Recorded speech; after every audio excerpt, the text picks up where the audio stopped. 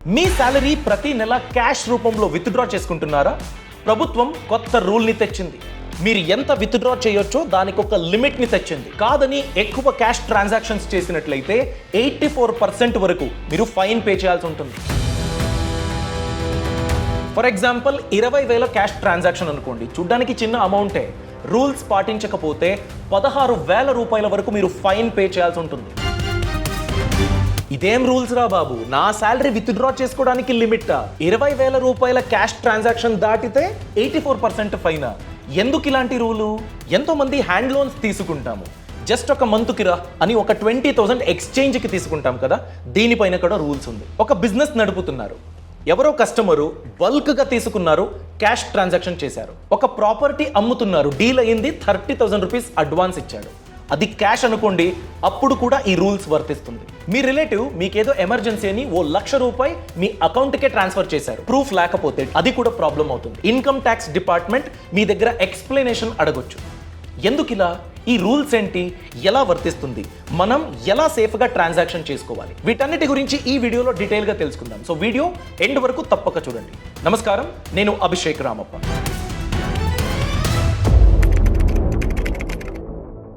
Point number 1, ముందు ఆ salary withdraw చేసుకునే లిమిట్ అన్నారు కదా, దాని గురించి చెప్పండి అనుకున్నట్లయితే, మనం ఎంతోమంది జీతం రాగానే ఇంటి ఖర్చు గురించి క్యాష్ విత్డ్రా చేసుకుంటాం కదా, ఏటీఎంలో తీసుకుంటాము.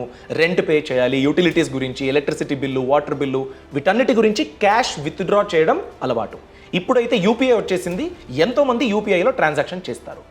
ఈ లిమిట్ ఏంటంటే, ఇన్కమ్ ట్యాక్స్ డిపార్ట్మెంట్ తెచ్చిన లిమిట్ ఏంటంటే, 1 సంవత్సరంలో మీ సేవింగ్స్ బ్యాంక్ అకౌంట్ నుంచి మీరు 10 లక్షల రూపాయల కన్నా ఎక్కువ క్యాష్ విత్డ్రా చేసుకున్నారనుకోండి, ఇన్కమ్ ట్యాక్స్ డిపార్ట్మెంట్కి మీ బ్యాంకు ఆటోమేటిక్గా ఒక రిపోర్ట్ ఇస్తుంది.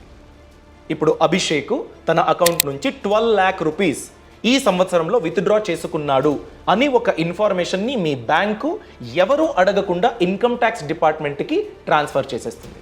ఇన్కమ్ ట్యాక్స్ డిపార్ట్మెంట్కి మీ అకౌంట్లో జరిగిన ఈ ట్రాన్సాక్షన్స్ అన్యూజువల్ అనిపిస్తే, ఎందుకు క్యాష్గా తీసుకున్నారు, ఆ క్యాష్ని ఏం చేశారు, ఇలా ఒక ఎక్స్ప్లెనేషన్ని అడగొచ్చు.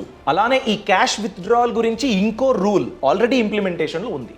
ఏంటంటే, 20 లక్షల రూపాయల కన్నా ఎక్కువ క్యాష్ మీరు విత్డ్రా చేసుకున్నట్లయితే బ్యాంకులు ఆటోమేటిక్గా టీడీఎస్ డిడక్ట్ చేస్తుంది, ట్యాక్స్ డిడక్షన్ అట్ సోర్స్. అంటే మీ అకౌంట్కి ఎవ్రీ మంత్ ఒక 2 lakhs, ఇంకో మంత్ 3 lakhs, ఇంకో మంత్ 1 lakh, ఇలా అమౌంట్ పడింది. ఒక సంవత్సరంలో మీరు 20 lakhs కన్నా ఎక్కువ విత్డ్రా చేసుకున్నారు. ఆ 20 lakhs విత్డ్రా చేసుకున్నట్లయితే టీడీఎస్ పడుతుంది. ఇలా టీడీఎస్ ఒక 10% డిడక్ట్ అయింది అనుకోండి, ఆ టీడీఎస్ అమౌంట్ని మీరు తిరిగి పొందడానికి ఐటీఆర్ ఫైల్ చేయాలి, అక్కడ డిక్లేర్ చేయాలి. ఈ అమౌంట్ ఎలా వచ్చింది, సోర్స్ ఏంటి, శాలరీ ఇన్కమ్మా, ఏదో బిజినెస్ ఇన్కమ్మా, ప్రాపర్టీ సెల్ చేసినందుకు వచ్చిన ఇన్కమ్మా, ఇలా పిన్ టు పిన్ మీరు డిక్లేర్ చేయాలి. డిక్లేర్ చేసిన తర్వాత ఐటీ డిపార్ట్మెంట్ మీ రిటర్న్స్ని స్క్రూటినైజ్ చేసి ప్రూఫ్ అంతా ఓకే అనిపించినట్లయితే ఆ టీడీఎస్ అమౌంట్ మీకు ట్యాక్స్ స్లాబ్లో లేకపోతే ట్రాన్స్ఫర్ అవుతుంది. నెక్స్ట్ పాయింట్, మీరు ఒక ప్రాపర్టీ సెల్ చేయాలనుకుంటున్నారు, ఆ ప్రాపర్టీ వాల్యూ చాలా చిన్నదండి, maybe for example just 2 lakh రూపీస్కి ఒక డీల్ మాట్లాడుకున్నారు, మీ పల్లెటూరులో ఉండే ప్రాపర్టీనే అనుకోండి. అందుకు ఎవరైతే ప్రాపర్టీ కొనుగోలు చేయాలనుకుంటున్నారో వాళ్ళు అడ్వాన్స్ రూపంలో ఒక 30,000 రూపాయలు మీకు క్యాష్ ఇచ్చారు. అన్యూజువల్ ట్రాన్సాక్షన్ అనిపించినట్లయితే ఆ 30,000 రూపాయలు ఎందుకు ట్రాన్స్ఫర్ అయినట్టు అని కూడా ఇన్కమ్ ట్యాక్స్ డిపార్ట్మెంట్ మిమ్మల్ని అడగడానికి అవకాశం ఉంటుంది. అందుకు సొల్యూషన్ ఏంటి? 30,000 రూపాయల గురించి ఎవరైనా అగ్రిమెంట్ రాసుకోవాలా? ఖచ్చితంగా మీరు అలాంటిది ఏదైనా ఒక చిన్న అరేంజ్మెంట్ చేసుకోవాలి. అంటే మీరు ఒక రెడీమేడ్ ఫార్మాట్లో 2 పార్టీలు, వీళ్ళ ఆధార్ నంబర్ ఇది, వీళ్ళ పాన్ నంబర్ ఇది, ఇలాంటి ప్రాపర్టీ గురించి వీళ్ళు డీల్ చేసుకున్నారు, 30,000 రూపీస్ ఈ డేట్కి ఈయన ట్రాన్స్ఫర్ చేశారు అని ఒకటి రాసుకుని, మిగిలిన అమౌంట్ ఇంకో 6 monthsలో 1 yearలో క్లియర్ చేస్తాను అని రాసినట్లయితే, దానికి సంతకం పెట్టినట్లయితే అదొక ప్రూఫ్. ఒకవేళ ఐటీ డిపార్ట్మెంట్ అడిగినా కూడా ఆ ప్రూఫ్ని మీరు సబ్మిట్ చేయొచ్చు, అప్పుడు మీరు సేఫ్. లేదు, నేను ఈ రూల్ పాటించలేదనుకోండి, మీకు వచ్చిన అడ్వాన్స్ ఉంది కదా 30,000 రూపీస్, మొత్తం 30,000 రూపీస్ కూడా పెనాల్టీగా మారొచ్చు. అంటే 30,000 రూపీస్ 100% మీరు పెనాల్టీ కట్టాల్సి రావచ్చు. ఇప్పుడు మనం 5 ప్రాక్టికల్ ఎగ్జాంపుల్స్ని తీసుకుందాం. ఫర్ ఎగ్జాంపుల్, ఒక రైతు వ్యవసాయ భూమిని అమ్మేశారు, 5 lakh రూపీస్ వచ్చేసింది. ఆ 5 lakh రూపీస్ అకౌంట్కి వచ్చింది కదా, దాన్ని లీగల్గా ప్రూవ్ చేసుకోవడానికి ఎలాంటి ప్రికాషన్ చేసుకోవాలి? లేదు నేను నా బిజినెస్ గురించి నా ఫ్రెండ్ దగ్గర ఒక లోన్ తీసుకున్నాను, అలాంటప్పుడు ఏం చేయాలి? నా ఫ్యామిలీ రిలేటివ్ నాకేదో ఎమర్జెన్సీ అనేసి ఓ అమౌంట్ని బ్యాంక్ ట్రాన్స్ఫరే చేశారు, అయినా కూడా ప్రాబ్లం అవ్వచ్చు అన్నట్లయితే దానికి ఎలాంటి అరేంజ్మెంట్స్ చేసుకోవాలి? నేను చిన్న బిజినెస్ రన్ చేస్తున్నాను, నా బిజినెస్ పార్ట్నర్ ఓ బల్క్ అమౌంట్ నాకు ఇచ్చాడు, 2 lakh rupees అనుకోండి. ఆ 2 lakh rupees నేను పొందాలంటే ఎలాంటి ప్రికాషన్ తీసుకోవాలి? ఓ బిజినెస్ ఇన్కమ్ వచ్చింది, లేకపోతే రెగ్యులర్గా నాకు క్యాష్ ఫ్లో ఉంటుంది, డైలీ 3,000 5,000 ఇలా అమౌంట్ ట్రాన్సాక్షన్ అవుతూ ఉంటుంది, అలాంటప్పుడు నేను ఎలా దాన్ని సేఫ్ గార్డ్ చేసుకోవాలి? వీటన్నిటి గురించి ఇప్పుడు ప్రాక్టికల్గా తెలుసుకుందాం. పాయింట్ నెంబర్ 1 అండి, రైతు వ్యవసాయ భూమిని అమ్మేశారు, 5 lakh rupeesకి డీల్ అయ్యింది. ఈ 5 లక్షల రూపాయలు తన అకౌంట్కే వచ్చిందనుకోండి. తన అకౌంట్కి వచ్చిన ఈ డబ్బు గురించి ఎలా ప్రూఫ్ని మెయింటైన్ చేయాలంటే, రిజిస్ట్రేషన్ చేసుకుంటారు కదా సేల్ డీడ్ని, ఆ రిజిస్టర్డ్ సేల్ డీడ్ కాపీ మీరు పెట్టుకోవాలి. అదొక ప్రూఫ్గా పనిచేస్తుంది. అలానే ఈ ట్రాన్సాక్షన్ గురించి ఐటీ రిటర్న్స్లో ఖచ్చితంగా మెన్షన్ చేయాలి. నేను ట్యాక్స్ లిమిట్లోకి రాను, ట్యాక్స్ స్లాబ్లోకి రాను అని ఊరికే ఉండకూడదు. ఇలాంటి ట్రాన్సాక్షన్ జరిగినప్పుడు గవర్నమెంట్కి మీరు దాన్ని చెప్పుకున్నట్లయితే అదొక ప్రూఫ్గా మిగులుతుంది. నేను ఆల్రెడీ ఐటీఆర్ ఫైల్ చేసేసా, ఎలాంటి ఇన్ఫర్మేషన్ కూడా నేను దాచిపెట్టలేదు, ఇది ఒక ప్రూఫ్గా పనిచేస్తుంది. రెండోది, ఏదో ఎమర్జెన్సీ ఉంది, మీ ఫ్రెండ్ చాలా రిచ్, ఆయన దగ్గర మీరు లోన్ అడిగారు, ఒక 1 lakh rupees అనుకోండి. 1 lakh rupees ఆయన క్యాష్ రూపంలో ఇచ్చాడనుకోండి, ప్రాబ్లమ్. Unusual transaction. ఆ క్యాష్ తీసుకుంటారు, మీ బ్యాంక్ అకౌంట్లో వేస్తారు, మీరు చాలా సిన్సియర్గా బ్యాంక్ అకౌంట్లో వేస్తారు. అది కూడా అన్యూజువల్ ట్రాన్సాక్షన్ అనిపించినట్లయితే డిపార్ట్మెంట్ మీ దగ్గర ఎక్స్ప్లెనేషన్ అడుగుతుంది.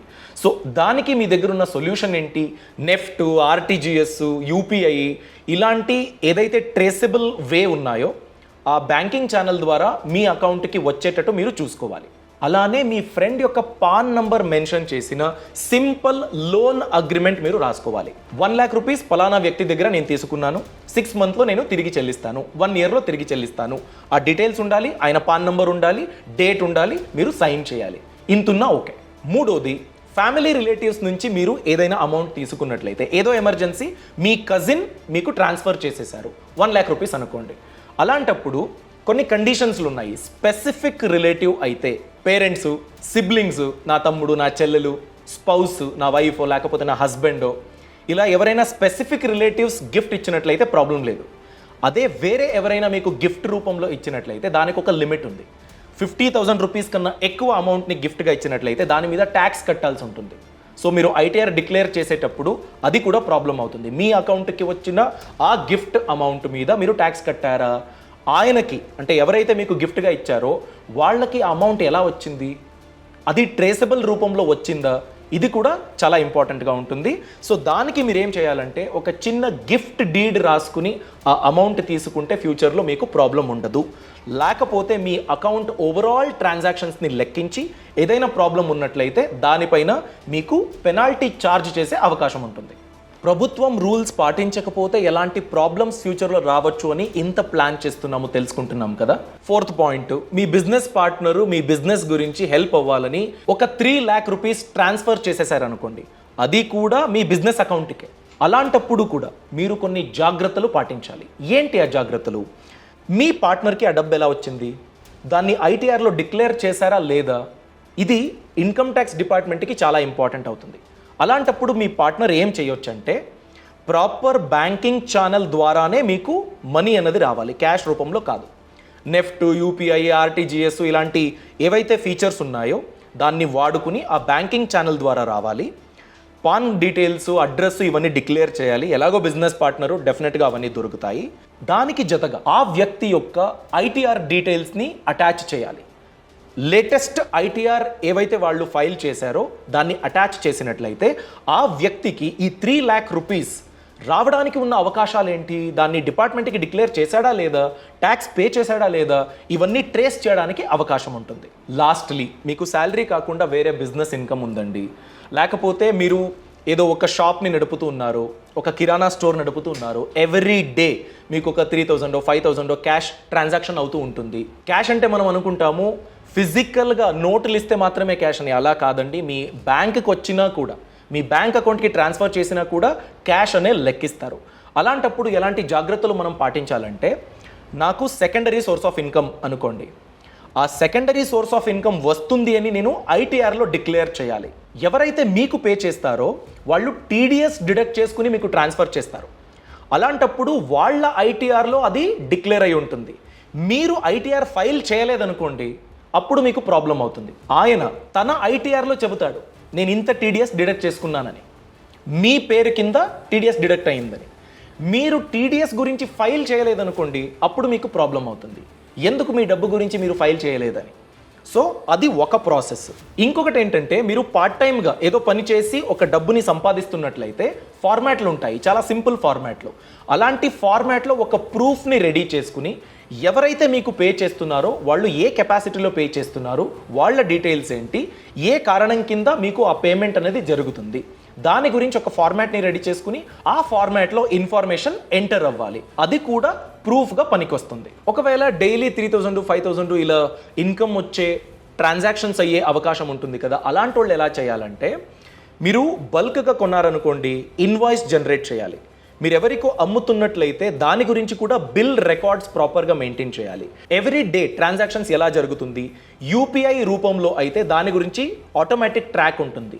ట్రాక్ లేని ఏవైతే ట్రాన్సాక్షన్స్ జరుగుతాయో దాని గురించి చాలా జాగ్రత్తగా మీరు మెయింటైన్ చేయాలి. దాన్ని బ్యాంకింగ్ ఛానల్స్ త్రూనే మీరు రిసీవ్ చేయాలి.